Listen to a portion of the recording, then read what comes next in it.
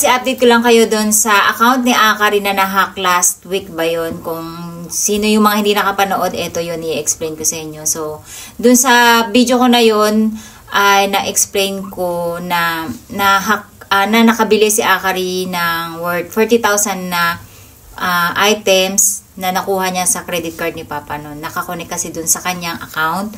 So, sikreto yun. Within 1 week, na-order niya lahat yon sa loob lang ng 1 linggo yung 40,000 na yun, guys. Then, nalaman nga ni Papa. And then, binalag ko yun kasi hindi para magyabang, kundi para bigyan ng awareness yung mga magulang na pwedeng magamit yung mga account ninyo na katulad ng credit card, GCash, kung ano-ano pa. Kaya, para makapag-ingat. Yun lang yung talagang tawag dito, yun lang talaga yung intention ko. So, hindi ko alam na possible din pala na pwede rin palang nanonood yung mga hacker, yung mga loko. So, ayun na nga. Within 2 days lang yata nung pagka-vlog ko, guys, nahack si Akari. Tapos, ako nga sabi ko nga, hindi ko na i-retrieve eh. Bahala na eh. Parang parang kasi for me, gusto ko rin na matigil na si Akari sa pag-games. Pero maganda naman, guys, kasi nagkaroon ng rules nung nahack yung kanyang account. So, hindi na siya nakapaglaro. Focus na namin siya sa mga activities niya. Kasi maraming activities si Akari, guys. Meron siyang kendo, meron siyang piano, meron siyang koto, at meron siyang cooking every Saturday. So, ang time niya lang magpahinga talaga is mag-games. Kaya pinagbibigyan ko siya. Pero ngayon, mula nung nahack yun, hindi namin siya pinag-games. Which is naging okay sa akin. Pero, masama din ang loob ko kasi parang kasalanan ko, guys, na nawala yung account niya na pinaghirapan niya ng 6 years yata. Yun, na naglalaro si Akari kasi mula nung lumipat kami dito, doon siya nag-start mag-games. Tapos, so parang kasalanan ko. So, nag-guilty din ako, guys. Plus, di ba, meron kasing involved na pera na eh. Kumbaga, tapos 4 na buwan lang yata yun. I don't know, October lang yun or November lang yan nangyari. So, ang nangyari, guys, ginibap ko na, pero yung asawa ko hindi gumibap. Which is okay kasi alam niyo yung asawa kasi specialty niya is computer talaga. Pag about sa computer, asawa ko talaga mapapakinabangan ko dyan. Ako wala talaga. Tamad talaga ako pagdating sa mga dutdutan, mga aral-aral, pang-instant kasi ko. So, eto na, hindi ko alam na inaayos pala yun ni Papa. Kaya yung mga nag-update sa akin, hindi ko siya ma-explain kasi hindi ko alam kung ano nangyayari. Dahil pinabayaan ko na si Papa.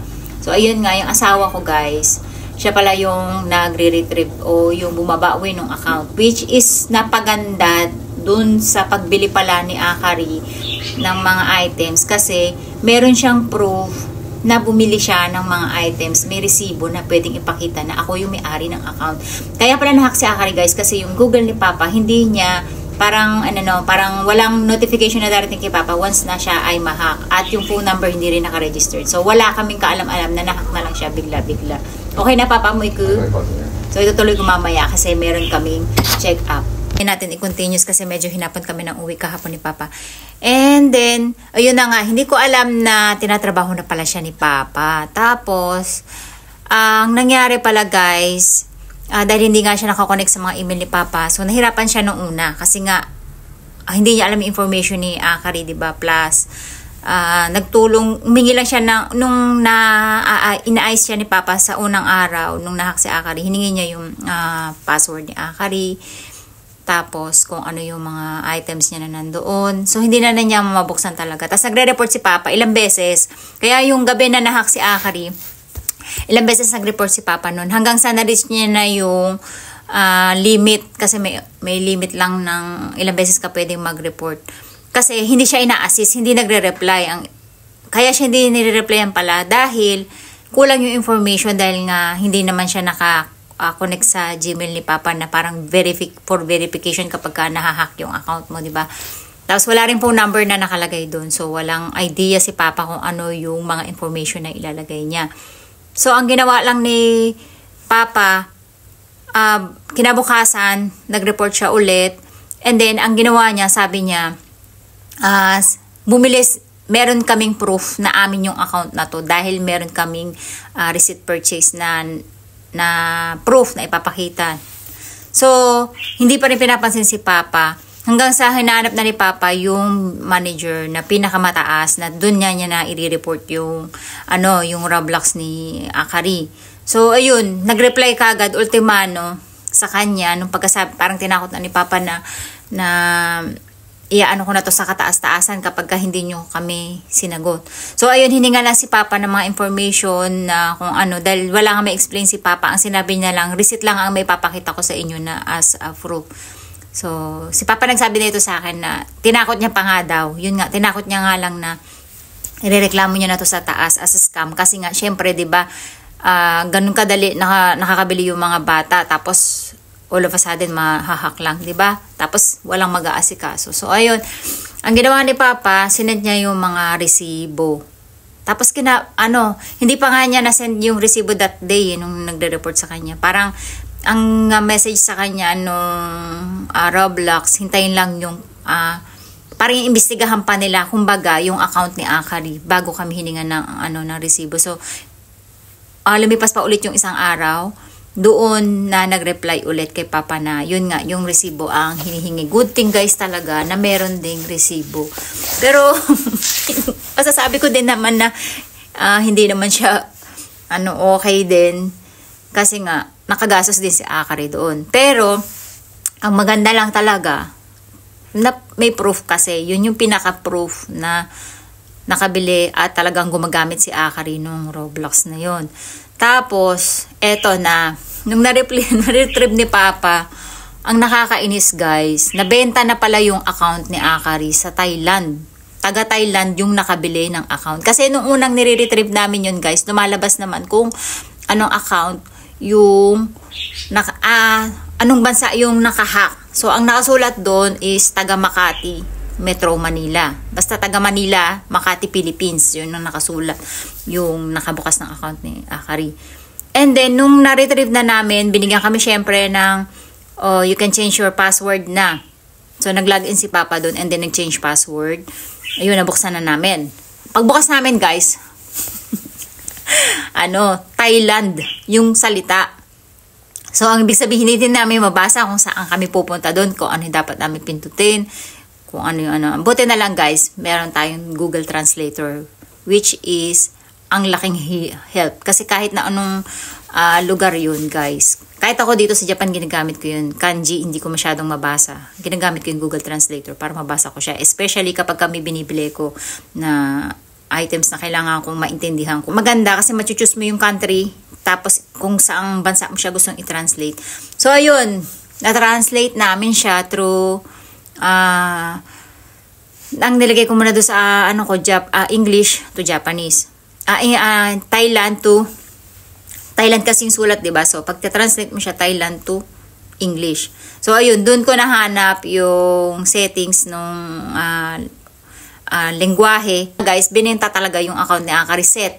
Kasi sinabihan naman kami ng Roblox na kung may nawalang items kay Akari or nabenta na items ay ibabalik nila, i-report lang namin. Pero may proof yun kung ano-ano yung mga nandun ni Akari. Kasi kabisado ni Akari kung ano yung mga items niya. So, i-check niya muna ni Akari kung ano yung mga items niya nandun. And then, pwede niya na siyang, tawag dito, i-report. Kailangan one-time report lang yun. Kung ano yung mga nawala mong items, lahat yung sabay-sabay. Kasi, one time nga lang. Pagka, may nakalimutan akong ganitong items na wala. Hindi mo na pwedeng i-report. Pero good thing guys, ay walang nawala dun sa items ni Akari kasi ang kagandahan, set na bininta nung hacker yung account ni Akari. Ang malas doon guys, yung bumili ng account ni Akari kasi binawi. Kumbaga, hindi iyo yung account na yan, merong nagmamay-ari niyan. So, binawi.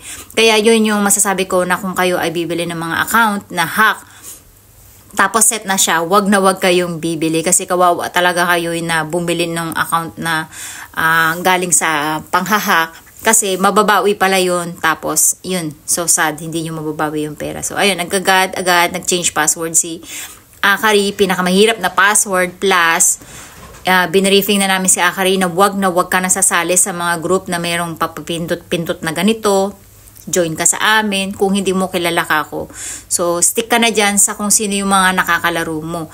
Plus, wag ka na mag-add nung kung sino-sino. Lalo na hindi mo na alam. Kasi, sabi ko, lumalawak yung yung pagkakakilala sa account mo ngayon.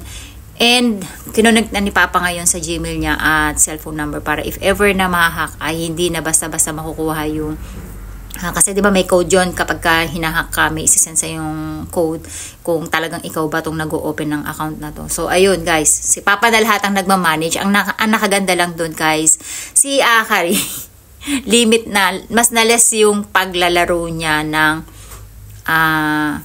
Roblox. Hindi katulad dati basta pagdating niya sa school, pag wala siyang lesson ng kendo or ng ano, ng kahit na ano, diretso yan hanggang alas 9 ng gabi kasi kailangan 9 tulog na sila. So, yung ilang oras na yon, so nasasayang sa kage-games niya lang, pero ngayon hindi na. Kailangan gawin niya na muna lahat ng gawaing bahay, ng assignment niya. So, natakot din siya nung time na yon. Kaya nagbigay kami ng rules. Pag hindi mo ginawa yan, walang games, walang cellphone. So, ayun. Nagkaroon ng responsibility lalo si Akari na kailangan sundin niya muna yung utos namin bago siya makapaglaro. Plus, kami na yung nagko-control, si Papa na yung nagko-control nun email niya. Kaya anytime, pwede na mabago ni Papa yung password ni Akari. Pagka hindi sumunod sa amin si Akari, pwede niyang stop na palaruin si Akari kasi hindi niya na siya makakapag-login. So, yun lang guys. Nakakatawa lang kasi na nabawi. At nagkaroon ng rules na panibago para hindi masyadong maging malala yung ano ni Akari. Pero may oras pa din. Pag Saturday, Sunday, may oras lang. Mas maigsi yung oras niya kasi more on nasa gala kami. So, hindi siya nakakagamit ng cellphone. So, yun lang guys, yung thank you so much dun sa mga nag-alok sa amin ng help nila na para paglaruin si Akari. Akari, actually, merong isa siguro mga 4 yung nag-alok.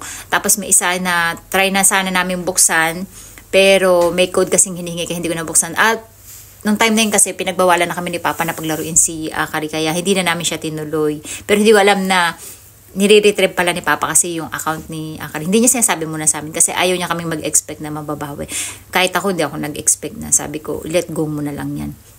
So, ayun, thank you dun sa mga nag-alok ng account kay Akari. Maraming salamat sa inyo. Sobrang sweet nyo talaga. Kung alam nyo lang, si Akari nga sobrang tuwa nung sinasabi ko, alam mo, ang dami nag-aalok sa'yo ng extra account nila kung gusto mo daw. Pero, si Papa kasi ang may ayaw. Yung pala, meron pala siyang pa-surprise. So, ayun lang guys. Thank you so much sa inyo at sa mga nag-worry, dun sa mga nag-comment na dapat mga gawin. Ang laking tulong ng mga ginawa nyo sa amin guys. Kasi yun yung sinasabi ko sa asawa ko. Yung mga comment nyo. Mahal ko ganito daw gawin mo. Mahal ko ganito daw yung dapat ipasa. Ganito dapat yung i-report. So, ayun lang guys. Thank you so much sa inyo. At this time, mag-iingat na kami talaga ng siguro doble, triple pa. Ayun lang guys, thank you so much sa inyo. Sobrang happy ko kasi nandiyan kayo palagi na nakasuporta sa amin. Even yung mga ganitong klaseng problema, nandiyan kayo para tumulong na maresolbahan. So ayun guys, ang laking tulong nyo talaga. Maraming salamat.